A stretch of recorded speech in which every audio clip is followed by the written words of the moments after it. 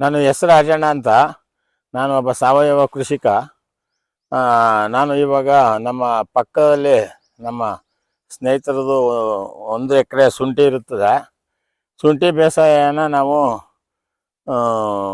ಯಾವ ರೀತಿ ಮಾಡಬೇಕು ಅಂತ ರೈತರಿಗೆ ಮನವರಿಕೆ ಮಾಡಿಕೊಡೋದ್ರಿಂದ ಫಸ್ಟು ಇದಕ್ಕೆ ಜನವರಿ ಫೆಬ್ರವರಿಯಲ್ಲಿ ಚೆನ್ನಾಗಿ ಭೂಮಿಯನ್ನು ಉತ್ತು ಮೇಲ್ಗೊಬ್ಬರ ಎಲ್ಲ ಮಿಕ್ಸಿಂಗ್ ಮಾಡಿ ಭೂಮಿಗೆ ಹದ ಮಾಡಿ ಚೆನ್ನಾಗಿ ಧೂಳು ಕೆಡಗಿ ಚೆನ್ನಾಗಿ ಒಣಗಿಸಿ ಬಿಸಿಲಲ್ಲಿ ಪುಡಿ ಮಣ್ಣು ಆಗುವ ಥರ ಮಾಡಿ ದಪ್ಪ ಕಲ್ಲು ಇದ್ದರೆ ಅದು ಹಾಕಿ ಅವೆಲ್ಲನೂ ಹಾಯಿಸಿ ಹೊರಗಡೆ ಹಾಕಿ ಕಲ್ಲುಗಳೆಲ್ಲನೂ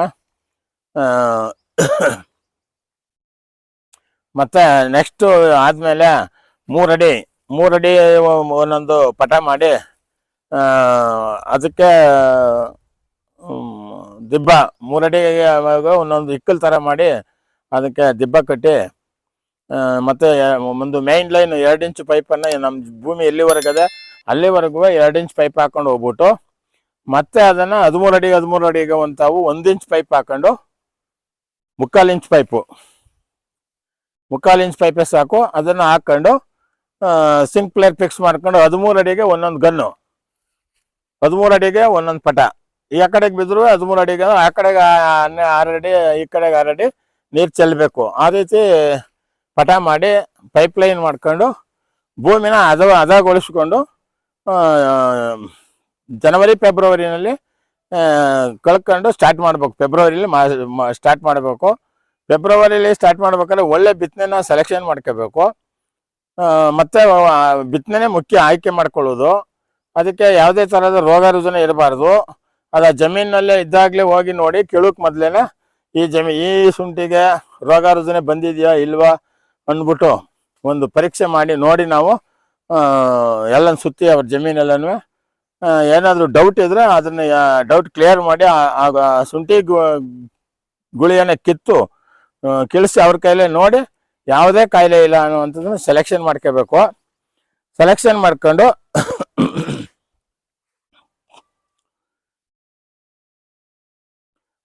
ಒಂದೊಂದು ಅಡಿಗೆ ಒಂದೊಂದು ಬೀಜ ಹಾಕೊಂಡು ಒಂದು ದಿಬ್ಬದಲ್ಲಿ 2 ಲೈನ್ ಮಾಡ್ಕೋಬೇಕು. 2 ಲೈನಿಗೂ ಅಡಿಗೆ ಒಂದೊಂದು ಬೀಜ ಹಾಕೋ ಹೋಯ್ತಾ ಇರಬೇಕು. ಈ ರೀತಿ 3 ಅಡಿ ದಿಬ್ಬಕ್ಕೆ 3 ಅಡಿಗೆ ಇಡೀ ಜಮೀನೆಲ್ಲ ಬಿತ್ತನೆನ ಹಾಕ್ಕೊಂಡು ಮೊದಲು ಅದಕ್ಕೆ ಬಿತ್ತನೆ ಹಾಕಿದ್ಮೇಲೆ ನೆಲ್ಲುಲ್ಲು ಅಥವಾ ಇಲ್ಲ ಅಂದರೆ ಕಬ್ಬನ್ ತರಗು ಇದನ್ನು ಮಲ್ಚಿಂಗ್ ಸಿಸ್ಟಮ್ ಮೇಲೆ ಹಾಕಿ ಅದು ಯಾವಾಗಲೂ ಬಿಸಿಲು ಬೀಳಬಾರ್ದು, ತೇವಾಂಶ ಹಿಡಿದಿಟ್ಕೊಂಡಿರಬೇಕು. ಆ ರೀತಿ ಮಾಡಿ ಇದನ್ನು ಮೊಳಕೆ ಬಂದು ಚೆನ್ನಾಗಿ ಇದಾದ್ಮೇಲೆ ಸ್ವಲ್ಪ ಮಣ್ಣನ್ನು ಮೇಲೆ ಹಾಕೊಂಡು ಬರಬೇಕು. ಯಾವುದೇ ಕಾರಣಕ್ಕೂ ನಾವು ನೆಟ್ಟಿರ್ತಕ್ಕಂಥ ಶುಂಠಿ ಬಿಸಿಲು ಬೀಳಬಾರ್ದು. ಬಿಸಿಲಿಗೆ ಬೀಳದಂತೆ ನಾವು ನೋಡ್ಕೋಬೇಕು. ತೇವಾಂಶನ ನೋಡಿಕೊಂಡು ನೀರು ಕಟ್ಕೋಬೇಕು. ಅತಿ ನೀರು ಜಾಸ್ತಿ ಆದ್ರೂ ಶುಂಠಿ ಕೊಳೆ ರೋಗ ಅದು ಇದು ಬರುತ್ತೆ. ಒಂದು ಮೀಡಿಯಮ್ ಆಗಿ ಕಟ್ಕೋಬೇಕು. ನೀರನ್ನು ನೋಡ್ಕೋಬೇಕು. ಅದನ್ನು ನೀವು ಭೂಮಿ ಹದ ಇದೆಯಾ ಇಲ್ವಾ ಅಂತ ಯಾವಾಗಲೂ ಸಮತೋಲನ ಕಾಪಾಡ್ಕೋಂಗೆ ಶೀತಾಂಶ ಇರಬೇಕು. ಹೆಚ್ಚಿನ ಶೀತಾಂಶ ಬಂದಾಗ ಕಾಯಿಲೆ ಅದು ಇದು ಕೊಳೆ ರೋಗನೂ ಇನ್ನೊಂದು ರೋಗನೂ ಅಟ್ಯಾಕ್ ಆಯ್ತವೆ. ಅದನ್ನು ಮುನ್ನೆಚ್ಚರಿಕೆ ಕ್ರಮ ವಹಿಸ್ಕೊಂಡು ಶುಂಠಿ ಬೆಳೆಯೋದ್ರಿಂದ ತುಂಬ ಅತ್ಯುತ್ತಮವಾದಂಥ ಕಮರ್ಷಿಯಲ್ ಬೆಳೆ ಇದು. ಎಲ್ಲ ಬೆಳೆಗಿಂತ ಉನ್ನತವಾದಂಥ ಶುಂಠಿ ಬೆಳೆ. ರೈತನಿಗೆ ಪ್ರತಿ ವರ್ಷ ಯಾವಾಗಲೂ 1 ಎಕರೆ ಯಾವಾಗಲೂ ಶುಂಠಿ ಇದ್ದರೆ ಅವನ ಜಾಬಲ್ಲಿ ಒಂದು 25 ಲಕ್ಷ ದುಡ್ಡಿದ್ದಂಗೆ. 1 ಎಕರೆ ಶುಂಠಿ ಬೆಳಿಬೇಕಾದ್ರೆ ಒಂದು 4-4.5 ಲಕ್ಷದ ಒಳಗಡೆ ಆಯ್ತದೆ. ಎಷ್ಟೇ ಗೊಬ್ಬರ ಹಾಕಿ ಎಷ್ಟೇ ಚೆನ್ನಾಗಿ ಮಾಡಿದ್ರು ಒಂದು 5 ಲಕ್ಷ ರೂಪಾಯಿ ಒಳಗಡೆ ಆಯ್ತದೆ. ಎಷ್ಟೇ ರೇಟ್ ಬಿದ್ದೋಯ್ತು ಅಂದ್ರೂ ಶುಂಠಿ ಬೆಲೆ ಅವನ ಅಸಲಿಗೇನು ಮೋಸ ಆಗಲ್ಲ. ಬಂದರೆ 1 ಡಬಲ್ ತ್ರಿಬಲ್ ಬರುತ್ತೆ. ಒಂದು 25-30 ಲಕ್ಷ ರೂಪಾಯಿವರೆಗೂ 1 ಎಕರೆಯಲ್ಲಿ ಮಾಡ್ಬೋದು. ನಾನು ಒಂದು ಮೀಡಿಯಮ್ ಆದ ರೇಟಲ್ಲಿ ಹೇಳಿದ್ದೀನಿ. ಅತಿ ಓವರ್ ರೇಟ್ ಆದಾಗ ಅದಕ್ಕಿಂತ ಡಬಲ್ ಆಗ್ಬೋದು. ಅದು ಒಂದು 40 ಲಕ್ಷಕ್ಕೆ ಹೋಗ್ಬೋದು. ಅದರಿಂದ ಯಾವಾಗಲೂ ರೇಟ್ ಬಿದ್ದೋಯ್ತದೆ, ಈ ಸಾರಿ ಎದ್ದದೆ ಮಾಡುವ ಇದು ಬಿದ್ದದಾಗ ಬಿಟ್ಬಿಡುವ ಅಂತ ಅನ್ನಬಾರ್ದು. ಯಾವಾಗಲೂ ಮನುಷ್ಯನಿಗೆ ಒಂದು ಎಕರೆ ಶುಂಠಿ, ಸಣ್ಣ ಜಮೀನ್ದಾರನಿಗೆ ಒಂದು 20 ಕುಂಟೆ, ಒಂದು ಮೀಡಿಯಮ್ ಮಿಡ್ಲ್ ಪೀಪಲ್ ಜಮೀನ್ದಾರನಿಗೆ 1 ಎಕರೆ, ದೊಡ್ಡ ಜಮೀನ್ದಾರರು ಎಷ್ಟು ಬೇಕಾದ್ರೂ ಮಾಡ್ಕೋಬೋದು.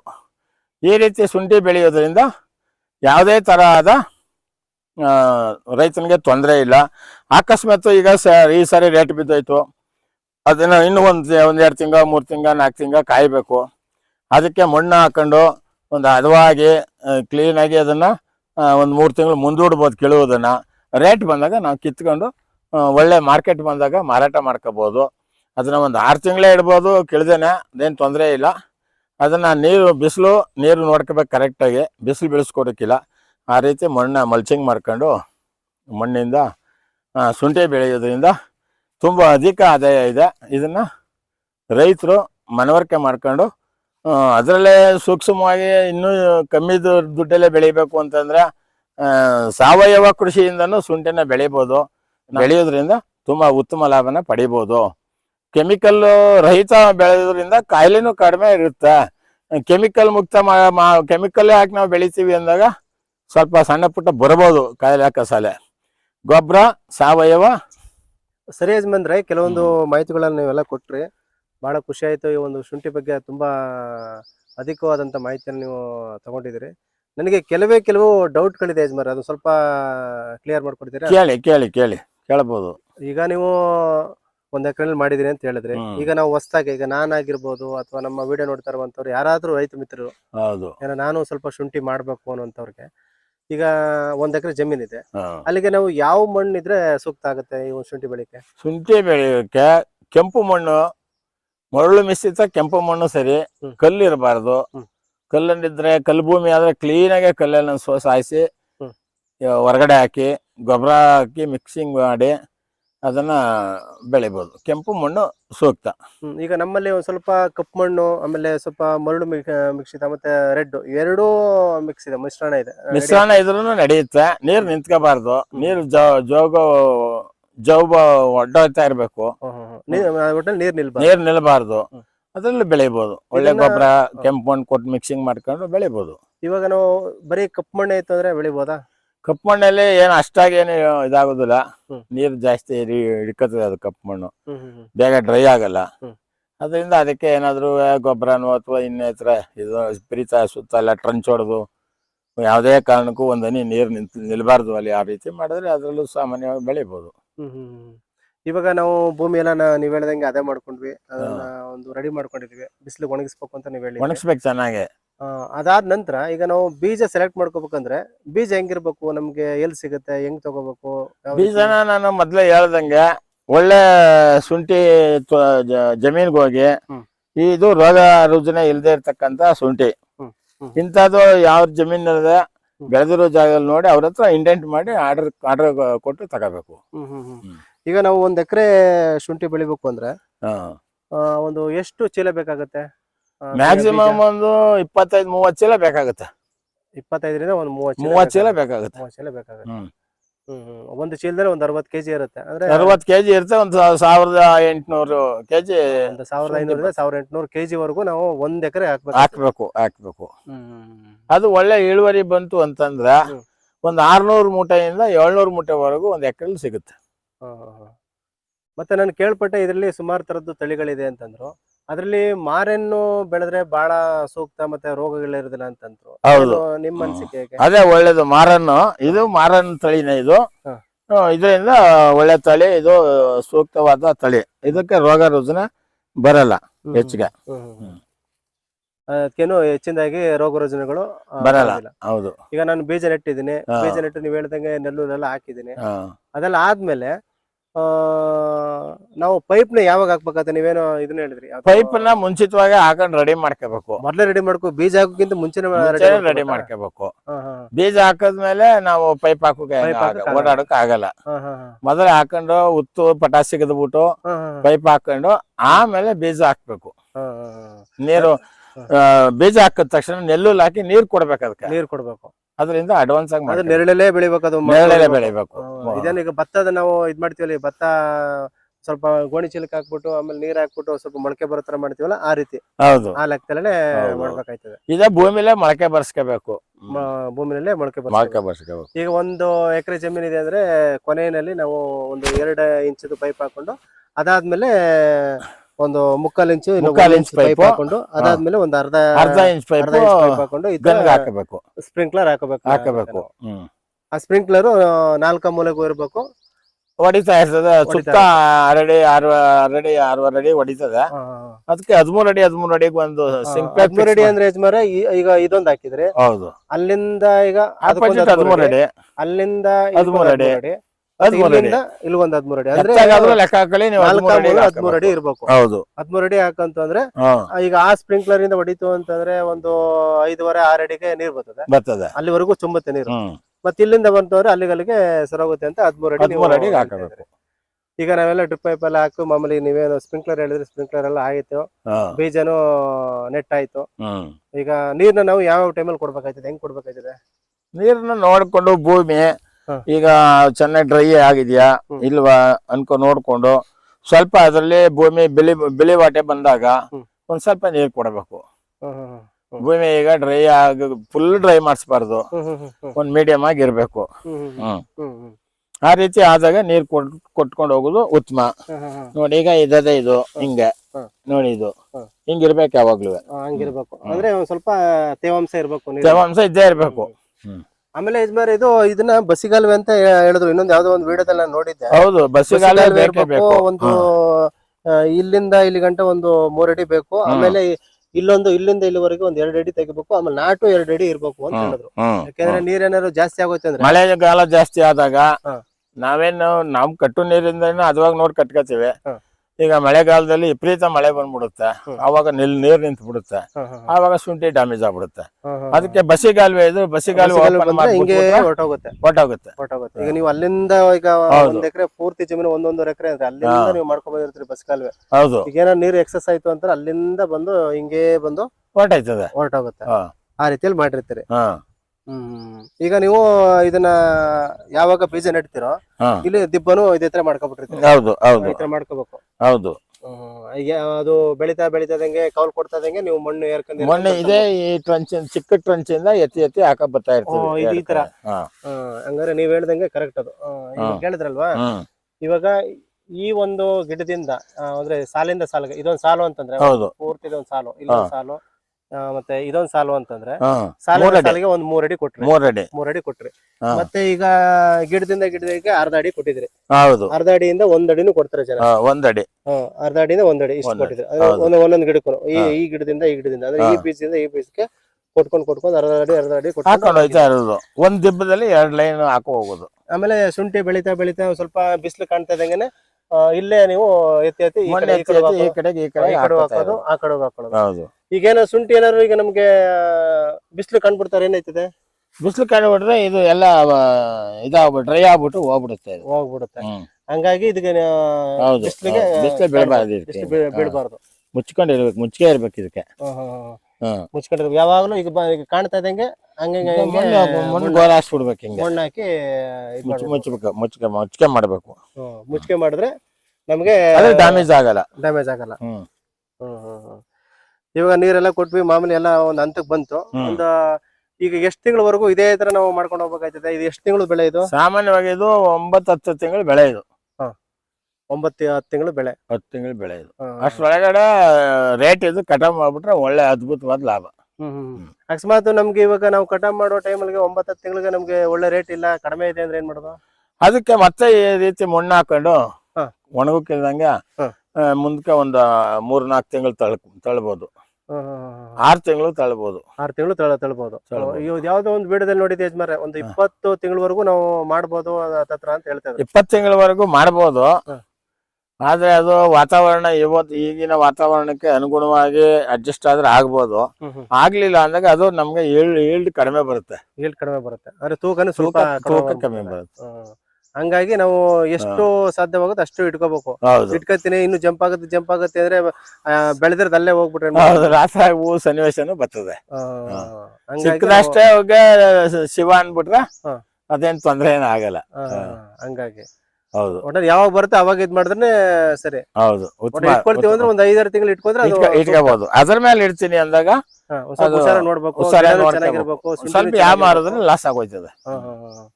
ಶುಂಠಿನೂ ಚೆನ್ನಾಗಿರ್ಬೇಕು. ರೋಗ ರುಜಿನ ಇದ್ರೆ ಆಗುದೇ ಇಲ್ಲ. ಆಗಳಿಗೆಲ್ಲ ಕಿತ್ ಮಾರ್ಕೋಬೇಕು ಅವನು. ಈಗ ರೋಗ ರುಜಿನ ಅದೇ ಅಂತ ಹೆಂಗ್ ಗೊತ್ತಾಯ್ತದೆ ನಮ್ಗೆ? ರೋಗ ರುಜಿನ ಅದೇ ಅಂದ್ರೆ ಈಗ ಈ ಶುಂಠಿ ನಾವೀಗ ತೋರಿಸ್ತೇವೆ ನಿಮ್ಗೆ, ಅದೆಲ್ಲ ಸುಂಟು ಕೊಳ್ತೋದಂಗ ಆಗ್ಬಿಡ್ತದೆ. ಕೊಳ್ತೋದಂಗ ಆಗ್ಬಿಟ್ಟಿರುತ್ತೆ. ಕೊಳ್ತೋದಂಗ ಅದು ಚೆನ್ನಾಗಿಲ್ಲ ಆಗ್ಬಿಡ್ತದೆ. ಅಂತ ಆಮೇಲೆ ಒಳಗಡೆ ಟೊಳ್ಳಾಗೋಯ್ತದೆ. ಬಿಸಿಲು ಸಾಕ ಬಿದ್ದಾಗ ಟೊಳ್ಳಾಗೋಯ್ತದೆ ಅದು. ಒಳಗಡೆ ಟೊಳ್ಳಾಗ ಹೋಗುತ್ತೆ. ಮ್ಯಾಲ್ ಸಿಪ್ಪೆ ಮಾತ್ರ ಚೆನ್ನಾಗಿ ಶುಂಠಿ ಹಂಗ್ ಕಾಣಿಸ್ತದೆ. ಅದು ಕಿತ್ಕೊಂಡ ಕೈಲಿ ಹಿಂಗೆ ಮುರಿದಾಗ ಒಳಗಡೆ ಫುಲ್ ಟೊಳ್ಳಾಗಿರ್ತದೆ. ಅದಾಗ ವೆಯ್ಟ್ಲೆಸ್, ಫುಲ್ ವೆಯ್ಟ್ಲೆಸ್ ಆಗೋಯ್ತದೆ. ಈಗ ಮೊನ್ನೆ ನಾನು ಅಂಗಡಿನಲ್ಲಿ ಒಂದು ಶುಂಠಿ ತಗೊಂಡಿದ್ದೆ. ಶುಂಠಿನ ಮುರಿದ ತಕ್ಷಣ ಏನಾದ್ರು ಒಳಗಡೆನೆ ಒಂಥರ ಲೋಪ್ ತರ ಬಂದ್ಬಿಡ್ತದೆ, ನಾರ್ ತರ. ಅದೇ ಕೊಳೆ ರೋಗ, ಶುಂಠಿ ಸ್ಮೆಲ್ ಬರ್ತಲ್ಲ, ಅದು ಬೇರೆ ಸ್ಮೆಲ್ ಬರ್ತದೆ. ಕೊಳೆ ರೋಗ, ಅದು ಕೊಳೆ ರೋಗ ಬಂದಿರೋದು, ಅದು ಒಳ್ಳೆ ರೋಗ ಬಂದಿರೋದು. ಮತ್ತೆ ಅದನ್ನ ಕೊಟ್ರು ನಾವು ಇದೇನಪ್ಪ ಇದು ಪಾಪ ಅಂಗಡಿಯವನಿಗೆ ನಾವ್ ಚೆಕ್ ಮಾಡಿ ತಗೋಬೇಕು. ಅಂಗಡಿಯವನು ವ್ಯಾಪಾರ ಮಾಡ್ಬೇಕು, ಕೊಡ್ತಾ ಇರ್ತಾನೆ ತೂಗಿ ಕೇಳಿದ್ರೆ. ಈಗ ಶುಂಠಿಗೆ ಈ ಶುಂಠಿ ತಿಂದ್ರೆ ಯಾವ ಕಾಯಿಲೆನೂ ಬರೋದಿಲ್ಲ, ಶುಂಠಿ ಎಲ್ಲಾ ಕಾಯಿಲೆನೂ ನಿವಾರಣೆ ಮಾಡ್ತದೆ ಅಂದ್ರೆ ಶುಂಠಿಗೆ ಕಾಯಿಲೆ ಬಂದಿದೆ ಹೆಂಗೆ ಯಜಮಾನ್ರೆ? ಶುಂಠಿಗೂ ಕಾಯಿಲೆ ಬರುತ್ತೆ. ಅದಕ್ಕೆ ಕಾಯಿಲೆ ಬರುತ್ತೆ. ನಮ್ ಕಾಯಿಲೆ ಹೆಂಗ್ ಗುಣ ಮಾಡುತ್ತೆ ಅದು? ನಮ್ ಕಾಯಿಲೆ ಗುಣ ಮಾಡುತ್ತೆ ಅಂದ್ರೆ ಶುಂಠಿಗೆ ಕಾಯಿಲೆ ಬರೋಕ್ಕಿಂದಂಗೆ ನಾವು ಅದನ್ನ ಇಳುವರಿ ತಕೊಂಡು ಮಾಡ್ಕೊಂಡ್ರೆ ಅದ್ರ ಗುಣಮಟ್ಟನ ಉಳಿಸ್ಕೊಂಡದೆ ಅಂತ ಅದ್ರ ಅರ್ಥ. ಅದಕ್ಕೆ ಅವಾಗ ಕಾಯಿಲೆ ಬಂದ್ಬಿಟ್ಟು ನಾವು ಅದನ್ನ ಕಾಪಾಡದೆ ಹೋದಾಗ ಅದ್ರ ಗುಣಮಟ್ಟನ ಕಳ್ಕೊಂಡದೆ ಅಂತ ಅರ್ಥ. ಹಂಗಾಗಿ ಹೌದು. ಈಗ ನಾವು ಈಗ 8-9 ತಿಂಗಳಾಯ್ತು, ಒಂದು 10 ತಿಂಗಳಿಗೆ ನೀವು ಇದು ಕಟಾವ್ ಮಾಡ್ಬೇಕು ಅಂತಂದ್ರೆ ಈಗೇನ್ ಇದೆಲ್ಲ ನಾವು ಪೂರ್ತಿ ಕಟಾವ್ ಮಾಡ್ಬೇಕಾ ಅಥವಾ ಹಂಗೆ? ಅದೇ ಎಲ್ಲ ಸೋತು ಇದಾಗಿ ಕಲರ್ ಈ ತರ ಚೇಂಜ್ ಆಯ್ತದ, ಈ ತರ ಆಯ್ತದ. ಇದು ಇಡೀ ಭೂಮಿ ಮೇಲೆ ಎಲ್ಲ ಸೋತು ಕೆಳಗ್ ಬಿದ್ದೈತದ. ಬಿದ್ದೋದ್ಮೇಲೆ ಭೂಮಿ ಮ್ಯಾಗ ಬಿದ್ದೋದ್ಮೇಲೆ ಕಿತ್ಕ ಹೋಯ್ತಾ ಇರೋದು ನಾವು. ಹಂಗ್ರೆ ಅದಕ್ಕೆ ಕೆಳಕ್ ರೆಡಿ ಇದೆ ಅಂತ. ಈ ಹೆಸರೇ ಒಂಚೂರು ಎಲ್ಲ ಬಿದ್ದೈತದೆ. ಹಂಗಾರೆ ಈ ಜಮೀನಲ್ಲಿ ಈಗಿರುವಂತ ಶುಂಠಿ ಎಷ್ಟು ತಿಂಗಳು ಆಲ್ರೆಡಿ ಕಟಾವ್ ಬಂದಿದೆ? ಇದು ಇನ್ನ 1 ತಿಂಗಳು ಬೇಕು. ಇನ್ನೊಂದ್ ತಿಂಗಳು ಬೇಕು. ಈಗ ಹತ್ರ ಒಂದು 9 ತಿಂಗಳು ಆಗದೆ. 9 ತಿಂಗಳು ಆಗದೆ. ಇನ್ನೇನು ಬೀಳ್ತಾ ಇದೆ, ಸ್ಟಾರ್ಟ್ ಆಗದೆ ಈಗ. ಈಗ ಈ ತರ ಇದಾಗೋಗಿ ಸ್ಟಾರ್ಟ್ ಆಗದೆ. ಇದೆಲ್ಲ ಫುಲ್ ಡ್ರೈ ಆಗೋಯ್ತದೆ, ಹಿಂಗೆ ಬಿದ್ದೈತದೆ. ಆವಾಗ ನಾವು ಕಿತ್ಕೋಬಹುದು. ಇದನ್ನೀಗ ನಾವು ಎಲ್ಲಾ ಕೆಮಿಕಲ್ ಹಾಕಿ ಬೆಳಿತಾರೆ ಜನ. ಇದನ್ನ ಆರ್ಗ್ಯಾನಿಕ್ ಅಲ್ಲೂ ಬೆಳಿಬೋದಾ? 100% ಬೆಳಿಬಹುದು. ಹೌದಾ? ಹೌದು. ಆರ್ಗ್ಯಾನಿಕ್ ಅಲ್ಲಿ ಶುಂಠಿ ಬೆಳೆದ್ರೆ ಆ ಶುಂಠಿಯ ಮಹತ್ವನೇ ಬೇರೆ. ಮಹತ್ವ ಅಂತಂದ್ರೆ ಈಗ ಮಹತ್ವ ಅಂದ್ರೆ ಅದರಲ್ಲಿ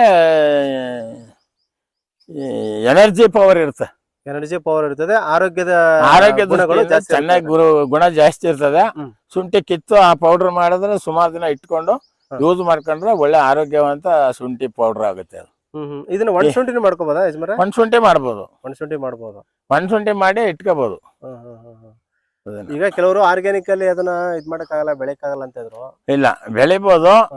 ಆರ್ಗ್ಯಾನಿಕ್ ಅಲ್ಲಿ ಯಾಕೆ ಬೆಳಿಬಹುದು ಅಂತಂದ್ರೆ ಭೂಮಿ ನಾನು ಅದ ಮಾಡುದು ಅಂತ ಹೇಳ್ದೆ ಅಲ್ರ, ಇದಕ್ಕಿಂತ ಡಬಲ್ ಗೊಬ್ಬರಗಳು ಹಾಕಿದ್ರೆ. ನಿಮ್ದು ನಾನು ವಿಡಿಯೋ ನೋಡಿದ್ದೆ ಯಜಮಾನ್ರೆ, ಸಾವಯವ ಸಮಗ್ರ ಕೃಷಿ ಅನ್ಬಿಟ್ಟು ಒಂದು ಎಕರೆ ಮಾಡಿದ್ರೆ. ಹೌದು. ಹಂಗಾಗಿ ಅದು ಸಂಬಂಧಪಟ್ಟಂಗೆ ನಮ್ ಬಾಜುದಾರಿಗೆಲ್ಲ ಅದನ್ನೇ ಹೇಳೋದು, ನೀವು ಸಾವಯವದಲ್ಲಿ ಬೆಳಿದೆ, ಡಿಮ್ಯಾಂಡ್ ಇರುತ್ತೆ, ಮೆಡಿಸಿನ್ಗೆ ಹೋಗುತ್ತೆ ಶುಂಠಿ. ನಿಮ್ ಸಾವಯವ ಅಂತ ಪ್ರೂವ್ ಮಾಡಿದಾಗ ನಿಮ್ಮ ಶುಂಠಿಗೆ ಯಾವತ್ತು ರೇಟೇ ಬೀಳುದಿಲ್ಲ, ಒಳ್ಳೆ ಕ್ವಾಲಿಟಿ ರೇಟ್ ಕೊಡ್ತಾರ. ನಿಮ್ದು ಕ್ವಾಲಿಟಿ ಮೆಟೀರಿಯಲ್ಸ್ ಅಂತ ಪ್ರೂವ್ ಮಾಡ್ಬೇಕು ನೀವು. ಅಂದ್ರೆ ಅದು ನಿಜನೇ. ಆದ್ರೆ ಈಗ ನಾನ್ ಬಂದ್ಬಿಟ್ಟು ಕೆಮಿಕಲ್ ಹಾಕೊಂಡು ನಾನು ಬೆಳೆದಿದ್ದೀನಿ. ಹೌದು. ನೀವು ಆರ್ಗ್ಯಾನಿಕ್ ಅಲ್ಲಿ ನೀವು ಒಳ್ಳೆ ರೀತಿಯಲ್ಲಿ ಬೆಳೆದಿದ್ದೀರಿ. ನಾವು ಮಾರ್ಕೆಟ್ ತಕೋದಾಗ ನಂದು ಶುಂಠಿ ಇಟ್ಟಿರ್ತೀನಿ, ನಿಮ್ದು ಶುಂಠಿ ಇಟ್ಟಿರ್ತೀರಿ. ಅಲ್ಲಿ ಈಗ ನೀವು ಆರ್ಗ್ಯಾನಿಕ್ ಅಲ್ಲಿ ಬೆಳೆದಿರೋಂತ ನಂಬರ್ ಯಾರು? ನಮಗ ಈಗ ಆರ್ಗ್ಯಾನಿಕ್ ಅಲ್ಲಿ ಇದ್ರಲ್ಲಿ ಬೆಳೆದವ್ರೆ ಸಾವಯವದಲ್ಲಿ ಅಂತ ಅನ್ನೋದಕ್ಕೆ ಈಗ ಒಂದು ಇದನ್ನೇ ಕಂಡಿಡಿದವ್ರೆ. ಚೆಕ್ ಮಾಡಿ ಮಿಷಿನ್ ಇದೆ, ಅದನ್ನ ಪ್ರೂವ್ ಮಾಡ್ತಾರೆ. ಹಂಗಾಗಿ. ಹೌದು. ಈ ಕೆಮಿಕಲ್ ಅಂದ್ರೆ ಅದರಲ್ಲಿ ವಿಷಾನೇ ತುಂಬಿರುತ್ತೆ, ಒಂದ್ 30% ಕೆಮಿಕಲ್ ಅಲ್ಲಿ. ಈಗ ಪೆಸ್ಟಿಸೈಡ್ ಔಷಧಿ ಹೊಡಿತಾರೆ ಇದಕ್ಕೆ, ಆ ರೋಗ ಬಂದಾಗೆಲ್ಲ. ಅದೇನ ಮನುಷ್ಯನ್ಗೆ ಅಂದ್ರೆ ಅದರಂತ ಡೇಂಜರ್ ಯಾವ್ದು ಇಲ್ಲ. ಆತರ ನಮ್ಮ ಸಾವಯವದಲ್ಲಿ ಬರಲ್ಲ, ಕಾಯಿಲೆ ಬರಲ್ಲ, ಕಾಯಿಲೆ ಕಮ್ಮಿ. ಮತ್ತೆ ಯಜಮಾನ್ರೆ, ನಿಮ್ಗೆ ಒಂದ್ ಸ್ವಲ್ಪ ಸುಸ್ತಾಗ್ತದೆ ಅನ್ಸುತ್ತೆ, ಕುತ್ಕೊಂಡೆ ಮಾತಾಡಿ, ಏನ್ ತೊಂದ್ರೆ ಇಲ್ಲ. ಯಾಕೆ ನಾನು ಆ ಕಡೆ ಎಲ್ಲ ತಿರ್ಗಾಡ್ಸ್ಕೊಂಡ್ ಮಾತಾಡ್ಸೋಣ ಅಂತ ಅನ್ಕೊಂಡೆ. ಸ್ವಲ್ಪ ನಡೀಕ್ ಆಗಲ್ಲ ಅಂತ ಅನ್ಬಿಟ್ಟು ನಾನು. ಇಲ್ಲ, ಕಂಟಿನ್ಯೂ ಮಾಡಿ. ಅದೇನು ಇಲ್ಲ, ನೀವು ಕುತ್ಕೊಂಡೆ ಮಾತಾಡ್ಬೋದು ನೋಡಿ. ಇಲ್ಲ ಏನಿಲ್ಲಮ್ಮ, ಹೇಳಿ.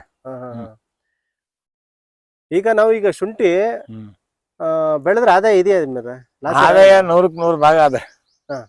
ಲಾಸ್ ಆಗೋ ಚಾನ್ಸೇ ಇಲ್ಲ ಇದ್ರಲ್ಲಿ. ಶುಂಠಿನಲ್ಲಿ ಲಾಸ್ ಆಗುದು ಅಂತಂದ್ರೆ ಒಂದ್ಸಾರಿ ಯಾವ್ದೋ ಟೈಮಲ್ಲಿ ರೇಟ್ ಕಡಿಮೆ ಆಗ್ಬೋದು, ಹೆಚ್ಚಿನ ಲಾಭ ಸಿಗ್ತಾ ಇರ್ಬೋದು ನಮ್ಗ. ಒಂದು ಮೀಡಿಯಂ ಆದ ಲಾಭ ಸಿಗಬಹುದು, ಅಥವಾ ಗಂಟಾದ್ರೂ ಆಗ್ಬೋದು. ಕೊನೆ ಮಾತಿಗೆ ಫುಲ್ ಡಲ್ ಆಗೋಯ್ತು ವ್ಯಾಪಾರ ಇಲ್ಲ ಈ ವರ್ಷ ಅಂದಾಗ ನಮ್ಮ ಅಸಲ್ಗೆ ಏನು ಮೋಸ ಆಗೋದಿಲ್ಲ. ಇದರಿಂದ ಅಸಲ್ ನೀಟಾಗಿ ಮಾಡಿದ್ರೆ ಅಸಲು ಕಳ್ಕುವಂತ ಚಾನ್ಸೇ ಇಲ್ಲ. ಈಗ ನಾನು ಇನ್ನೊಂದು ಮಾತು ನೇರವಾಗಿ ಕೇಳ್ತಾ ಇದ್ದೀನಿ. ಈಗ 1 ಎಕರೆಗೆ ಯಜಮಾನ್ರೆ ಖರ್ಚು ಅಂತ ಎಷ್ಟು ಬೀಳ್ಬೋದು?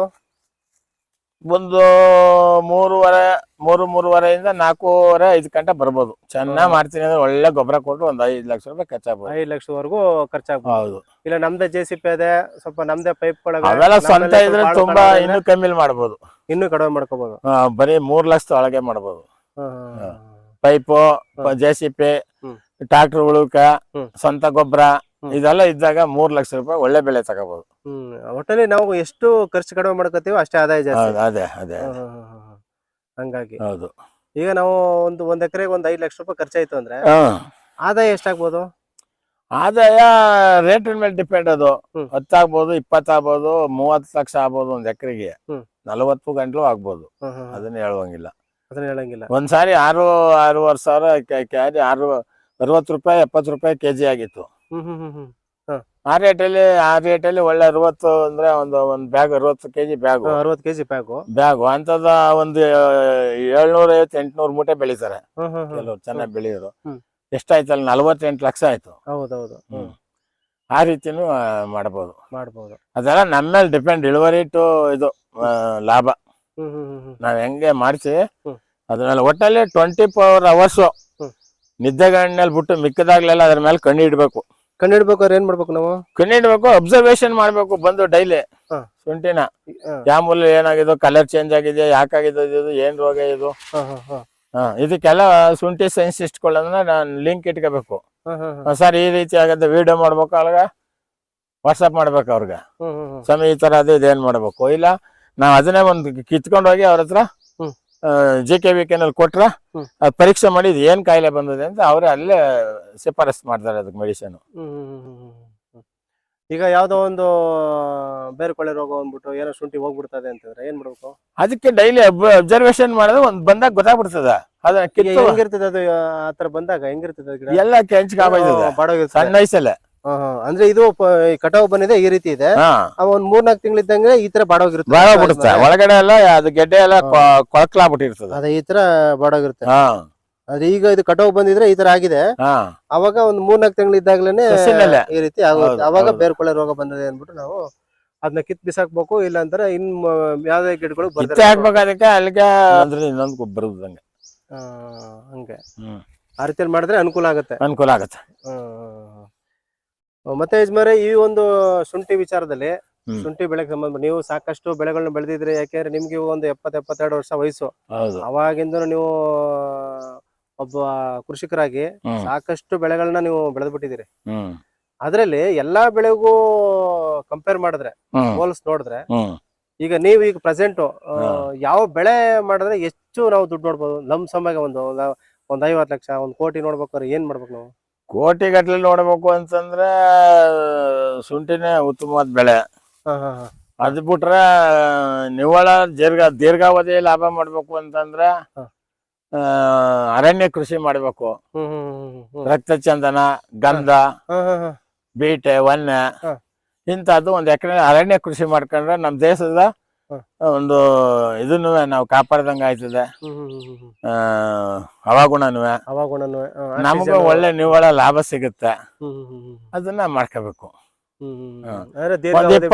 20 ವರ್ಷ ಹಾಕ್ಬಿಟ್ಟು ಹಂಗೆ ಶಿವ ಅನ್ಬಿಟ್ಟು ಬೇರೆ ಇನ್ನೊಂದು ಸಣ್ಣ ಪುಟ್ಟ ಬೇಸಾಯದಲ್ಲಿ ಜೀವನ ಮಾಡ್ಕೊಂಡು ಹೊಂಟೋದ್ರೆ ಕೋಟಿಗಾಗ್ಲೆ ಆಗ ಅದು ಆಟೋಮೆಟಿಕ್ ಆಗಿ ಬರ್ತದೆ. ಹೆಂಗೋ ಮಾಡ್ಬೋದು. ಅದನ್ನ ಅಳವಡಿಸ್ಕೋಬೇಕು. ದೀರ್ಘಾವಧಿ ಬೆಳೆ ಬೆಳೀತು ಅಂತಂದ್ರೆ ನಾವು ಆ ರೀತಿ ವನ್ನೆ, ಬೀಟೆ ಮತ್ತೆ ಶ್ರೀಗಂಧ ಈ ತರ ಎಲ್ಲ ಬೆಳ್ಕೊಂಡ್ರೆ ಅನುಕೂಲ ಆಗುತ್ತೆ. ಅದ್ಭುತ. ಇಲ್ಲಾಂದ್ರೆ ನಾವು ಸ್ವಲ್ಪ ಅಲ್ಪಾವಧಿ ಬೆಳೆ ಬೆಳಿತೀವಿ ಅಂದ್ರೆ ಶುಂಠಿಗೆ ಹೋಗಿ ಅಂತ. ಅಲ್ಪಾವಧಿಲಿ ಶುಂಠಿಗೆ ಹೋಗ್ಬೇಕು ಅವರು. ಶುಂಠಿ ಬಿಟ್ರೆ ಅಲ್ಪಾವಧಿ ಬೆಳೆಲೆ ಅಷ್ಟು ಆ ಲಾಭ ಸಿಕ್ಕುವಂತದ್ದು ಯಾವ್ದು ಇಲ್ಲ. ಆಮೇಲೆ ಮೊನ್ನೆ ಕೇಳ್ಪಟ್ಟೆ ಯಜಮಾನ್ರೆ, ಇದು ಶುಂಠಿ ಆದ್ರೆ ಆಯ್ತು, ಹೋದ್ರೆ ಹೋಯ್ತು, 0 ಇಂದ ಹೀರೋ ಆಗ್ಬಿಡ್ತಾರೆ, ಹೀರೋ ಇಂದ 0 ಆಗ್ಬಿಡ್ತಾರೆ ಅಂತಂದ್ರೆ ಈಗ ಲಾಟ್ರಿ ಮಾಡ್ಸಿದ್ರು ಹಿಂದೆ, ಲಾಟ್ರಿ ನಿಷೇಧ ಮಾಡವ್ರು. ಈಗ ಇದು ಲಾಟ್ರಿ ಬೆಳೆ. ಇದು ಲಾಟ್ರಿ ಬೆಳೆ. ಹೌದು. ಅದೃಷ್ಟ ಬೇಕು, ಶ್ರಮನೂ ಬೇಕು. ಅದೃಷ್ಟ ಅದೇ ಅಂತ ಹಾಕ್ಬಿಟ್ಟು ತೆವರಿ ಮೇಲೆ ಬಂದು ಕೂತ್ಕೊಂಡ್ರೆ ಬೆಳೆಯವಲ್ದದು, ಆಗುದಿಲ್ಲ. ಶ್ರಮ ಹಾಕ್ಬೇಕು. ಪ್ರತಿ ಗಿಡನು ಬಗ್ ನೋಡ್ಬೇಕು. ಅವನು ರೈತ. ಆಗ ಅವನಿಗೆ ಲಾಭ ಹಾಕ್ಬಿಟ್ಟು ಎಲ್ಲ ಒಂದು ದೇವ್ರ ಮೇಲೆ ಆಟ ಹೊಡ್ಕೊಂಡು ಸಾಧ್ಯವಿಲ್ಲ, ಅದು ಬೆಳೆಯಕ್ಕೆ ಆಗುದಿಲ್ಲ. ಆಟ ಹೊಡ್ಕೊಂಡು ಆಗಲ್ಲ. ಗಂಟು ಪಯ್ಯ ನಂಟು ಪಯ್ಯ ಅನ್ನೋಂಗ ಆಯ್ತದ. ಜೀವನದಲ್ಲಿ ಬೇಡ ಬೇಡ ನಂಗೆ ಕಣಪ್ಪ ಅನ್ನಿಸ್ಬಿಡ್ತದೆ. ಹಂಗೆ ಹೌದು. ಒಟ್ಟಲ್ಲಿ ದೀರ್ಘಾವಧಿ ಅಂದ್ರೆ ಅದನ್ನ ಬೆಳೀರಿ, ಅಲ್ಪಾವಧಿ ಅಂದ್ರೆ ಇದನ್ನ ಬೆಳೀರಿ. ಇದನ್ನ ಬೆಳ್ಳಿ ಒಟ್ಟಲ್ಲಿ ಈಗ ಟೊಮೊಟೊ ಬದನೆಕಾಯಿ ಇವೆಲ್ಲ ಮಾಡೋದಕ್ಕಿಂತ ಹೌದು ಇದ್ ಮಾಡಿ ಈಗ ಅದನ್ನ ಒಂದ್ 5-6 ವರ್ಷ ದುಡಿದ್ರೆ ನೀವು 1 ವರ್ಷದ ಬಿಡ್ಕೋಬಹುದು. ಹೌದು ಹಂಗಂತ ಹೇಳ್ತಾ ಇದ್ರಿ. ಒಟ್ಟಲ್ಲಿ ನಾವು ಇವಾಗ ಮೇನ್ ಬಂದ್ಬಿಟ್ಟು ಭೂಮಿ ಒಂದು ಕೆಂಪು ಮಣ್ಣು ಇರ್ಬೇಕು, ಒಂದು ಒಳ್ಳೆ ನಂಬರ್ 1 ಕ್ವಾಲಿಟಿ ಕೆಂಪು ಮಣ್ಣು ಇರ್ಬೇಕು.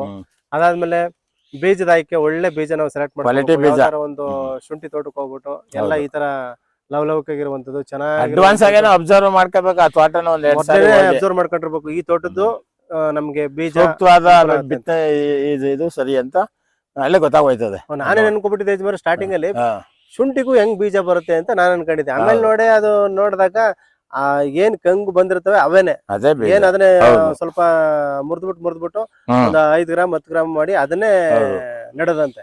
ಹೌದು, ಹಳೆ ಬೀಜ ಇರುತ್ತೆ, ಇಲ್ಲಿ ಮೊಳಕೆ ಬಂದಿರುತ್ತೆ.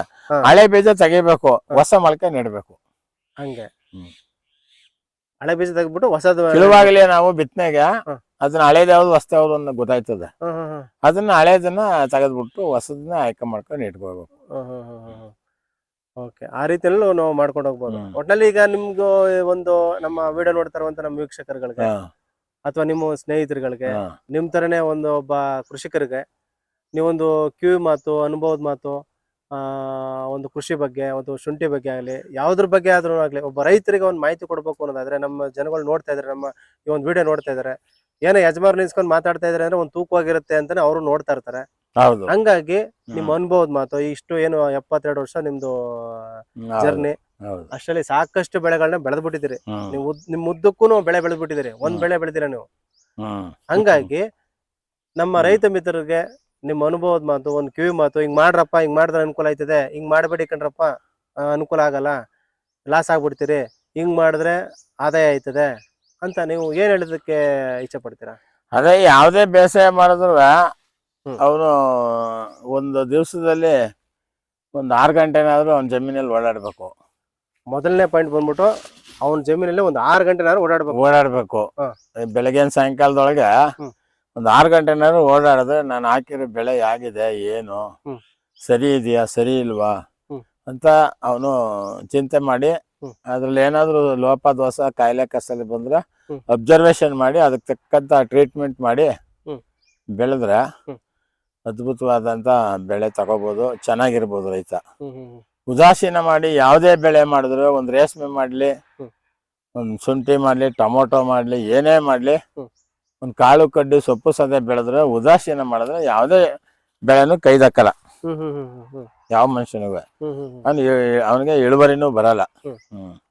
ಅದರಿಂದ ಒಟ್ಟಲ್ಲಿ ಉದಾಸೀನ ಮಾಡಬಾರ್ದು. ಬೇಸಾಯಗಾರ ಅಂದ್ರೆ ಬೇಜಾರ್ ಮಾಡ್ಕೋಬಾರ್ದು. ಮೊದಲನೇದು ಬೇಸಾಯಗಾರ ಖುಷಿಯಾಗಿರ್ಬೇಕು. ಖುಷಿಯಾಗಿ ಬಂದು ಅವ್ನ ಜಮೀನ್ ಹತ್ರ ಓಡಾಡ್ಕೊಂಡು ಬೇಸಾಯ ಮಾಡಿದಾಗ 100ಕ್ಕೆ 100 ಭಾಗ ಸಕ್ಸಸ್ ಆಯ್ತಾನೆ. 100ಕ್ಕೆ 100 ಸಕ್ಸಸ್ ಆಯ್ತಾನೆ. ಅದ್ರ ಬಗ್ಗೆ ನಾನು ಹೇಳ್ತೀನಿ ಎಲ್ಲಿ ಬೇಕಾದ್ರೆ. ಒಟ್ಟಲ್ಲಿ ಅವನು ಹಾಕ್ಬಿಟ್ಟು ಸುಮ್ನೆ ಎಲ್ಲ ಕೂತ್ಕೊಂಡ್ರೆ ಆಗಲ್ಲ ವ್ಯವಹಾರ. ಆಯ್ತು ನಂದೇನ್ ಬೋರ್ ಅದ ನೀರ್ ಅದ ಭೂಮಿ ಅದ ಏನ್ಬಿಟ್ಟು ಬಿತ್ತನೆ ಹಾಕ್ಬಿಟ್ಟು ಅಲ್ಗುರಲ್ಲಿ ಹೋಗಿ ಲಾವಡ್ಕ ಕೂತ್ಕೊಂಡ್ರೆ ಬೆಳೆದಿಲ್ಲ ಅದು. ಏನಿದ್ರು ತೋಟದಲ್ಲಿ ಓಡಾಡ್ಬೇಕು, ಅಬ್ಸರ್ವೇಷನ್ ಮಾಡ್ಬೇಕು. ಇವತ್ ನೀರ್ ಬೇಕಾ, ಯಾವಾಗ ಕೊಡ್ಬೇಕು ಇದಕ್ ನೀರ, ಏನ್ ಗೊಬ್ಬರ ಕೊಡ್ಬೇಕು ಅಬ್ಸರ್ವೇಷನ್ ಮಾಡ್ಕೊಂಡು. ಆಮೇಲೆ ಇನ್ನೊಂದು ಖರ್ಚು ಕಡಿಮೆ ಮಾಡ್ಕೋಬೇಕಂದ್ರೆ ಇನ್ನೂ ಸುಮಾರು ದಾರಿಗಳಿದಾವೆ ಅಂತಲ್ಲ ಯಜಮಾನ್ರೆ. ಖರ್ಚು ಕಡಿಮೆ ಮಾಡ್ಕೋಬೇಕಂದ್ರೆ ಖರ್ಚು ಕಡಿಮೆ ಮಾಡ್ಕೋವಂತದ್ದು ಇದ್ರಲ್ಲಿ ಏನಪ್ಪಾ ಅಂದ್ರ, ಈಗ ಮಾಡೋದೆಲ್ಲ ಮಾಡ್ಬೇಕು. ಕ್ವಾಲಿಟಿ ಬಿತ್ತನೆ ಒಳ್ಳೆ ರೇಟ್ ಕೇಳ್ತಾರೆ, ಕೊಡ್ಬೇಕು. ಒಳ್ಳೆ ಕ್ವಾಲಿಟಿ ಗೊಬ್ಬರ, ಅದಕ್ಕೂ ಒಳ್ಳೆ ರೇಟ್ ಆಯ್ತದೆ, ಹಾಕ್ಬೇಕು. ಕಾಂಜಿ ಪಿಂಜಿ ಬಿತ್ತನೆ, ಕಾಂಜಿ ಪಿಂಜಿ ಗೊಬ್ಬರ ಹಾಕೊಂಡು ಉದಾಸೀನ ಮಾಡ್ಕೊಂಡು ಹೇಳಿ ನೆಗ್ಲೆಟ್ ನೀರು ಯಾವಾಗ ಇವಾಗ ಹೊಡಿಬೇಕಾಯ್ತು ನೀರ, ನಡೆಯೋ ನಾಳೆ ಹೊಡಿಮ ಫಂಕ್ಷನ್ ಹೋಗ್ ಬರ್ಮ ಅಂತ ಹೋಗ್ಬಾರ್ದು. ಆಗ್ಲೇ ಮಾಡ್ಬೇಕದ. ಹಂಗಾದಾಗ್ಲೇ ಅದು ಬೆಳೆ. ನಾವು ನೋಡ್ಕೋಬೇಕು, ನಾವು ನೋಡ್ಕೋದು ಅದೇ ಮುಖ್ಯ. ಆಮೇಲೆ ಈಗ ನಾವು 1 ಎಕರೆಗೆ ಹಾಕಿರ್ತೇವೆ, ಅದ್ರದ್ದು ಏನಾದ್ರು ಬೀಜ ಇತ್ತು ನಮ್ಗೆ ಇನ್ನೂ ಅನುಕೂಲನೇ. ಹೌದು, ನಮ್ಮ ಹತ್ರನೇ ಬೀಜ ಇತ್ತು ಅಂದ್ರೆ ಲಾಭ ಅನುಕೂಲ. ಅವ್ನಿಗೆ ಇನ್ನೊಬ್ಬರಿಗೆ ಲಾಭ ಕೊಟ್ಟು ತರೋದಕ್ಕೆ ಫಸ್ಟ್ ಜಾಸ್ತಿ ಹಾಕುವಂತವನು 1 10 ಗುಂಟೆಗೆ ತಗೊಬಂದು ಹಾಕಬಿಡ್ಬೇಕು. ಮೊದಲನೇ ವರ್ಷ ಗೊಬ್ಬರ, ಗೋಡು, ಮೇವು, ಮೌಟೆ, ಪೈಪ್, ಅವು ಇವು ಎಲ್ಲ ಸ್ಟಾಕ್ ಮಾಡ್ಕೊಂಡು ಬೀಜನ ಸ್ಟಾಕ್ ಮಾಡ್ಕೊಂಡು ನೆಟ್ಕೊಂಡು ಹೋದ್ರೆ ಹ್ಮ್. ಅದ್ಭುತವಾದ ಲಾಭ ಮಾಡ್ಬೋದು. ಹ್ಮ್. ಒಟ್ಟಲ್ಲಿ ಏನು ಇದರಲ್ಲಿ ಲಾಸ್ ಏನಿಲ್ಲ ಯಜಮಾನ್ರೆ. ಲಾಸ್ ಏನಿಲ್ಲ, ಯಾವ ಕಾರಣಕ್ಕೂ ಲಾಸ್ ಆಗೋದಿಲ್ಲ. ಹ್ಮ್, ಹ್ಮ್. ಇದೆಲ್ಲ ಮೆಡಿಸಿನ್ಗೆ ಹೋಯ್ತದೆ. ಹ್ಮ್. ಪ್ರತಿದಿನ ಒಂದು ಅವರೆಕಾಳು ಗಾತ್ರನ ಪ್ರತಿ ಮನೇಲೂ ಉಪಯೋಗಿಸ್ತಾರೆ ಇದ ಶುಂಠಿನ. ಹ್ಮ್, ಹ್ಮ್. ತಿಂಡಿ ತೀರ್ಥ ಆಳು ಮೂಳು ಪ್ರತಿ ಒಂದಕ್ಕೂ ಇದನ್ನ ಉಪಯೋಗಿಸ್ತಾರೆ. ಟೀಗಾದ್ರೂ ಒಂದ್ ಚೂರು ಹಾಕಿ ಕುಡಿತಾರೆ. ಹ್ಮ್, ಹ್ಮ್, ಅದರಿಂದ ಇದಕ್ಕೆ ಯಾವತ್ತೂ ಡಿಮ್ಯಾಂಡ್ ಇರ್ತದೆ. ಹ್ಮ್. ಚೆನ್ನಾಗಿ ಬೆಳೆಯೋದು ಅವನೇ ಉತ್ತಮವಾದ ರೈತ. ಹ್ಮ್, ಹ್ಮ್. ಅವನಿಗೆ ಒಳ್ಳೆ ಲಾಭ ಸಿಗುತ್ತೆ. ಈಗ ಇದನ್ನ ಒಂದ್ಸರಿ ಮಾಡಿದ್ರೆ ಇನ್ನೊಂದ್ಸರಿ ಮಾಡುವಂಗಿಲ್ವ ಅಂತ. ಒಂದು ಬೆಳೆ ಮಾಡಬಾರ್ದು, ಬೇರೆ ಬೆಳೆ ಹಾಕಿ ಅದನ್ನ ಬೆಳೆ ತಕೊಂಡು ಆಮೇಲೆ ಪುನಃ ಚೆನ್ನಾಗಿ ಹುತ್ತು ಅದ ಹ್ಮ್. ಧೂಳ್ ಕಾಯಿಸಿ ಜೋರಾಗಿ ಗೊಬ್ಬರ ಹಾಕಿ ಹ. ಪುನಃ ಎರಡನೇ ಬೆಳೆಗ್ ಮಾಡ್ಬೋದು. ಯಾಕಾಗೋದಿಲ್ಲ, ಅದ್ಭುತ. ಈಗ ಈ ವರ್ಷ ನನಗೆ ಈ ವರ್ಷ ಆಗಲ್ಲ, ಇನ್ನೊಂದ್ ಬೆಳೆ ಮಾಡೋಕ್ಕಾಗಲ್ಲ. ಹ. ಈ ಬೇರೆ ಬೆಳೆ ಮಾಡ್ಬೇಕು ಈ ವರ್ಷ. ಬೇರೆ ಬೆಳೆ ಮಾಡ್ಬೇಕು. ಯಾಕೆ? ಶುಂಠಿನೇ ಹಾಕ್ಬಾರ್ದು. ಯಾಕೆ? ಶುಂಠಿನೇ ಹಾಕುದು ಅಂದ್ರೆ ಈಗ ಬೆಳಗ್ಗೆ 6 ಗಂಟೆಗೆ ಎದ್ದು ನಾವು ಒಂದ್ ಅರ್ಧ ಟೀ ಕಾಫಿ ಕುಡಿತೀವಿ. ಹ. ಸಾಯಂಕಾಲ ಗಂಟೆ ಕಾಫಿ ಟೀನೇ ಕುಡ್ಕೊಂಡ್ರೆ ನಮ್ಗೆ ಆರೋಗ್ಯ ಹಾಳಾಗೋದಿಲ್ವಾ? ಹೌದು. ಹಂಗೆ ಶುಂಠಿ ಬೆಳೆ ಹಾಳಾಯ್ತು. ಹೌದು, ಅದನ್ನೇ ಮಾಡ್ಬಾರ್ದು, ಬೇರೆ ಬೇರೆ ಮಾಡ್ಬೇಕು. ಬೇರೆ ಮಾಡ್ಬೇಕು. ನಾಷ್ಟ ಮಾಡ್ಬೇಕು, ಹ್ಮ್. ಮಧ್ಯಾಹ್ನ ಊಟ ಮಾಡ್ತೀವಿ, ಪುನಃ ಸಾಯಂಕಾಲ ಊಟ ಮಾಡ್ತೀವಿ. ಈ ಮತ್ತೆ ಏನೋ ಬೇಕು ಅಂದ್ರೆ ಜ್ಯೂಸ ಪಾಸ ಕುಡಿತೀವಿ, ಕಾಫಿ ಜ್ಯೂಸ್. ತಡಿ ಕಾಫಿ ರುಚಿಯಾಗದೆ ಅಂದ್ಬಿಟ್ಟು ಸಾಯಂಕಾಲ ಗಂಟೆ ಅದನ್ನೇ ಕುಡ್ಕೊಂಡ್ರೆ ಆಗುದ? ಹಂಗೆ ಶುಂಠಿ ಲಾಭ ಆಯ್ತು ಅಂದ್ಬಿಟ್ಟು ಅದನ್ನೇ ಇಡ್ತಾ ಇದ್ರೆ ಅವ್ನು ಹೋಯ್ತಾನೆ. ಆಗೋದಿಲ್ಲ ಅದು. ಅದನ್ನೇ ಕೇಳ್ಪಟ್ಟೆ, ಒಂದ್ಸರಿ ಆದ್ರೆ ಆಗಲ್ಲ, ಇನ್ನೊಂದ್ಸರಿ ಇನ್ನೊಂದ್ ಜಮೀನ್ ನೋಡ್ಬೇಕು ನಾವು ಅಂತ ಹೇಳ್ತಾ ಇದ್ರು. ಹೌದೌದು. ಏನ್ ಕಾಲ್ ನೋವು ಬಂದ್ಬಿಡ್ತೈತೆ ಯಜಮಾನ್ರೆ? ಏನಿಲ್ಲ. ಎಷ್ಟು ವಯಸ್ಸು ನಿಮ್ಗೆ? ನಾನು ಒಂದ್ 72 ಇರ್ಬೋದು ಅನ್ಕೊಂಡೆ. ಹೌದೌದು, ಅಷ್ಟೇ 72. ಹೌದು. ಈಗ ನಾನೇನ್ ಅನ್ಕೊಂಡೆ ಅಂತಂದ್ರೆ, ಈಗ ವರ್ಷ ಬೆಳ್ಕೊಯ್ತಾರಮ್ಮ ಅಂತ ಎಷ್ಟಾಗುತ್ತೆ ಅಷ್ಟ್ ಮಾಡ್ಕವ ಅಂತ ಅನ್ಕೊಂಡೆ. ಆಗಲ್ಲ. ಮತ್ ಇನ್ನೊಂದ್ ವಿಡಿಯೋದಲ್ಲಿ ನೋಡಿದ್ದೆ, ಈಗ 1 ಎಕರೆ ಜಮೀನ್ ಇತ್ತು ಅಂತಂದ್ರೆ ಒಂದ್ 10 ಗುಂಟೆಗೆ ಹಾಕಬಹುದು. ಈ ಸರಿ ಒಂದ್ 10 ಗುಂಟೆಗೆ ಹಾಕೋದು. ಕಮ್ಮಿ ಜಮೀನ್ದಾಗ ಅದು ಒಳ್ಳೆ ಬೆನಿಫಿಟ್. 10 ಗುಂಟೆಗೆ ಹಾಕಬಹುದು. ಮತ್ತೆ ಇನ್ 3 ಗುಂಟೆ ಇದೆ, ಇನ್ನು 30 ಗುಂಟೆ ಇದಲ್ವಾ, 10 ಗುಂಟೆಲಿ ಬೇರೆ ಬೇರೆ ಬೆಳೆ ಬೆಳ್ಕೊಂಡಿರೋದು. ಬೆಳಿಬಹುದು. ಒಂದು ಇದು ಖಾಲಿ ಆಯ್ತದಂಗೆ ಇನ್ನೊಂದು ಏನ್ ಮಾಡ್ತಾ ಅದು ಒಂದ್ ರೌಂಡ್ ಬರುವಷ್ಟಲ್ಲಿ ಮತ್ತೆ ಇದಕ್ಕೆ ಅದೇ 3 ವರ್ಷದಲ್ಲಿ 4 ವರ್ಷದಲ್ಲಿ ಕಂಪ್ಲೀಟ್ ಆಗ್ಬಿಡ್ತದೆ. 3 ವರ್ಷ 4 ವರ್ಷ. ಈಗ ಏನು 5-6 ಎಕರೆನೇ ಇರ್ಬೇಕು ಮಾಡ್ಬೇಕು ಅಂತ ಏನಿಲ್ಲ ಅಲ್ವಾ? ಅದು ದೊಡ್ಡ ಜಮೀನ್ದಾರನಿಗೆ ಒಂದ್ ಎಕರೆನೇ ಮಾಡ್ಕತಾನಲ್ಲ ಅವನಿಗೆ ಅದು. ಅವನು ಹಂಗೆ ಒಂದೊಂದ್ ಎಕರೆ ಮಾಡ್ಬೇಕು. ಒಂದ್ 5 ಎಕರೆ ಇರ್ತದ, ಒಂದ್ ವರ್ಷಕ್ಕೆ 1 ಎಕರೆ ಮಾಡ್ಲಿ, ಇನ್ ಬೇರೆ ಬೆಳೆ ಮಾಡ್ಲಿ. ಅವಾಗ ಅವನು ಲಾಸ್ ಅಂತ ಒಂದುದೇ ಇಲ್ಲ, ಲಾಭನೇ ಕಾಣ್ತಾ ಇರ್ತಾನೆ. ಸ್ವಂತ ಭೂಮಿ ಇದ್ದು ಅವ್ನು ಹಾಕೊಳ್ಳೋರ್ಗ ಲಾಭನೇ ಆಯ್ತದೆ. ಖಂಡಿತ. ಕೆಲವು ಕೇರಳದಿಂದ ಬಂದು ನಮ್ ಕರ್ನಾಟಕದಲ್ಲಿ ಬೆಳೆದು 20 ಎಕರೆ 30 ಎಕರೆ ಮಾಡಿ ದುಡ್ಡನ್ನ ಟೆಂಪಕ್ ತುಂಬ್ಕೊ ಹೋಗವ್ರೆ. ಬ್ಯಾಗ್ ಹಾಕೋ ಕಾರ್ಗ್ ಹಾಕೋಕ್ ಆಗ್ದೇನೆ ಅಷ್ಟು ಬೆಳೆದವ್ರೆ. ನಮ್ ಕರ್ನಾಟಕದವ್ರು ಯಾಕೆ ಬೆಳಿಬಾರ್ದು ಶುಂಠಿನ? ನಮ್ ಕರ್ನಾಟಕದವ್ರು ಯಾಕೆ ಬೆಳಿಬಾರ್ದು? ಇಲ್ಲಿ ಬೇರೆ ಬೇರೆ ಕಡೆನೂ ಬೆಳಿತಾರ ಇದು? ಹೌದು. ಈಗ ಜಮೀನು ಈಗ ಕೇರಳದಲ್ಲಿ ವಿಪರೀತವಾಗಿ ಬೆಳಿತಾರೆ ಇದ. ಅಲ್ಲಿ ಜಮೀನ್ ಇಲ್ಲ, ಈಗ ಒಂದ್ಸಾರಿ ಬೆಳೆದು ಇನ್ನೊಂದ್ಸಾರಿ ಹಾಕ್ಬಾರ್ದು ಅಂತ ಕರ್ನಾಟಕ ಬಂದ್ಬಿಡ್ತಾರೆ. ನಮ್ ಕರ್ನಾಟಕದವ್ರಿಗೆ ಶುಂಠಿ ಅನುಭವ ಕಮ್ಮಿ. ಇತ್ತೀಚೆಗೆ ಒಂದ್ ಸ್ವಲ್ಪ 20% ಬಂದವ್ರೆ, ಇನ್ನು 30% ಬರ್ಬೇಕು. ಹಂಗ ಆದಾಗ ನಮ್ಗೆ ನಮ್ ಜನಗಳಿಗೆ ಅನುಕೂಲ ಆಯ್ತದೆ. ಅನುಕೂಲ ಆಗತ್ತೆ. ಹಿಂಗೆ ಮಾತಾಡ್ಕೊ ಬರ್ತೀರಾ, ಮುಗಿಸ್ತೀರಾ? ಇಲ್ಲ, ನಡೀರಿ ಅಮ್ಮ. ಹಿಂಗೆ ಮಾತಾಡ್ಕೊಂಡ್ ಬರ್ತೀರಾ ಅಂತ. ಆ ರೀತಿ ಅದ. ಈಗ ಅದನ್ನ ನಮ್ಮವ್ರು ಮನವರಿಕೆ ಮಾಡ್ಕೋಬೇಕು. ಅಲ್ಲಿಂದ ಇಲ್ಲಿ ಬಂದು ಲಾಭ ಮಾಡ್ಕೊ ಹೋಯ್ತಾರಲ್ಲ, ಇದು ನಷ್ಟನೇ ಲಾಭನೇ ಅಂತ. ನಷ್ಟ ಆದ್ರ ಕೇರಳದಿಂದ ಬಂದು ನಮ್ ಕರ್ನಾಟಕದಲ್ಲಿ ದುಡ್ಡು ಮಾಡೋಕದ್ದ? ಆಗಲ್ಲ. ಇಲ್ಲಿ ಆಳು ಪಾಳು ಎಲ್ಲ ಕೂಲಿ ಕಂಬಳ ಗೊಬ್ಬರ ಎಲ್ಲ ಕೊಂಡ್ಕೊತಾರೆ, ಜಮೀನ್ಗೂ ಗುತ್ತಿಗೆ ಕೊಡ್ತಾರೆ. ನಮ್ದೇನು ಗುತ್ತಿಗೆ ಇಲ್ಲ, ಏನಂದ್ರೆ ಇಲ್ಲ. ನಮ್ ಸ್ವಂತ ಭೂಮಿಲಿ ನೀವ್ ಹೇಳ್ದಂಗ 4 ಎಕರೆ 1 ಎಕರೆ ರೆಗ್ಯುಲರ್ ಆಗಿ ಮಾಡ್ಲಿ ಬಿಡಿ ವರ್ಷ ಪ್ರತಿ ವರ್ಷ. ನನಗೆ ಈಗ ಅದೇ ತರ ಐಡಿಯಾ ಬಂತು ಯಜಮಾನ್ರೆ. ಈಗ ನಾವು ಸುಮ್ಮನೆ ಏನು ಎಕರೆ ಗಟ್ಲೆ ಮಾಡೋದ್ ಬೇಡ. ಹೌದು. ಈಗ ಇರೋದು 1 ಎಕರೆನಲ್ಲಿ ಹೆಂಗಾರು 40 ಗುಂಟೆ 10 ಗುಂಟೆಗೆ ಒಂದೊಂದ್ಸರಿ ಮಾಡ್ಕೊಂಡು ಹೋಯ್ತಾ ಇರೋದು. ಹೌದು.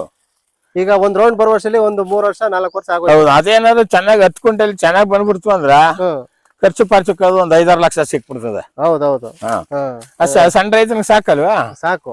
ಯಾಕಂದ್ರೆ ಕೆಲವರು ಈಗ ನೋಡಪ್ಪ ಶುಂಠಿ ಅಂದ್ರೆ 1 ಎಕರೆ ಹಾಕ್ಬೇಕು, 2 ಎಕರೆ ಹಾಕ್ಬೇಕು, 5 ಎಕರೆ 10 ಎಕರೆ ಇರ್ಬೇಕು ಅಂತ ಹೇಳ್ತಾರೆ ಜನ. ಹಂಗಾಗಿ ಈಗ ಅಷ್ಟಿದ್ರೆ ನಡೀತದಲ್ಲ, ಅದ್ಭುತವಾಗಿ ನಡೀತದೆ. ಅದನ್ನೇ ನಾನು ಇದ್ ಮಾಡಿದ್ದು. ಹೌದು. ಇಲ್ಲಿ ಬಂದು ಕುತ್ಕೊಬಿಡಿ ಸ್ವಲ್ಪ ಹೊತ್ತು. ಅಲ್ಲಿ ಕುತ್ಕೊಬನ್ನಿ. ಸುಮಾರು ಹೊತ್ತು ಆಗ್ಬಿಟ್ಟು ನಿಂತ್ಕೊಂಡು ಹಂಗೆ ಮಾತಾಡ್ತಾ ಇದ್ರೆ ಮಾತಾಡ್ಕೊ ಬಂದ್ಬಿಡಿ. ಅಲ್ಲಿ ಕುತ್ಕೊಂಡು ಬನ್ನಿ ಸ್ವಲ್ಪ ಹೊತ್ತು. ಕಾಲ್ ನೋವು ಬಂದ್ಬಿಡ್ತವೆ. ಇಲ್ಲಿ ಗಾಡಿ ಮೇಲೆ ಕೂತ್ಕೊಳ್ತೀನಿ. ಇಲ್ಲೇ ಕುತ್ಕೋತಾರೆ, ಅಲ್ಲಿ ನೆಲದಲ್ಲಿ ಕುತ್ಕೊಳ್ಳಲ್ಲ.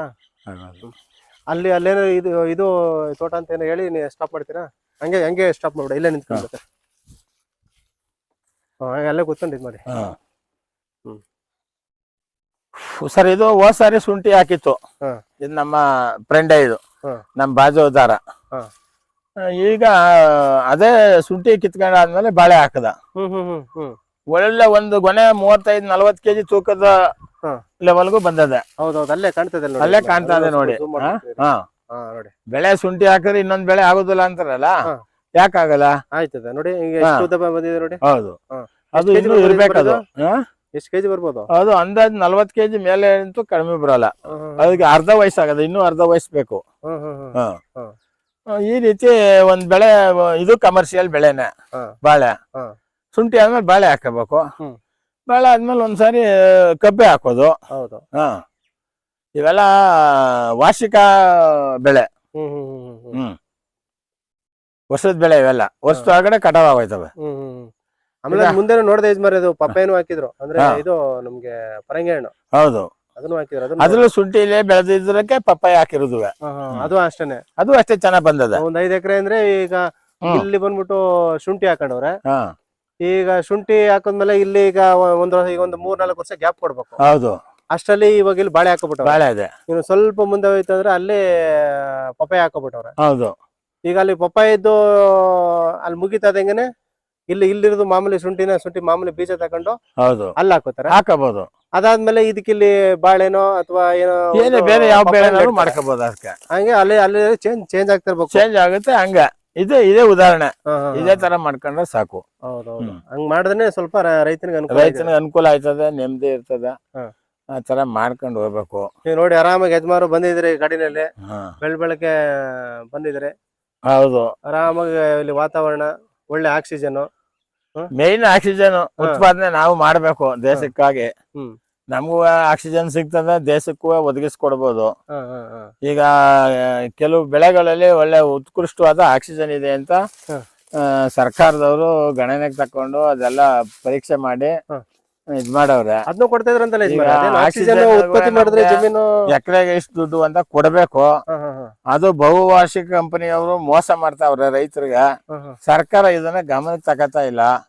ಯಾವ ಸರ್ಕಾರಿ ಅಧಿಕಾರಿ ಮತ್ತೆ ಯಾರು ಮಿನಿಸ್ಟರ್ಗಳಿದ್ರೆ ಅವ್ರಿಗೆ ಏನಾದ್ರು ಅಷ್ಟೋ ಇಷ್ಟೋ ಬಾಯ್ಸ್ ಅವ್ರು ಬಿಟ್ಟು ರೈತರಿಗೆ ಮೋಸ ಮಾಡ್ತಾವ್ರೆ. ಅವರು ರೈತರಿಗೆ ಈ ಆಮ್ಲಜನಕದ ಬಗ್ಗೆ ಮೋಸ ಮಾಡ್ತಾವ್ರೆ.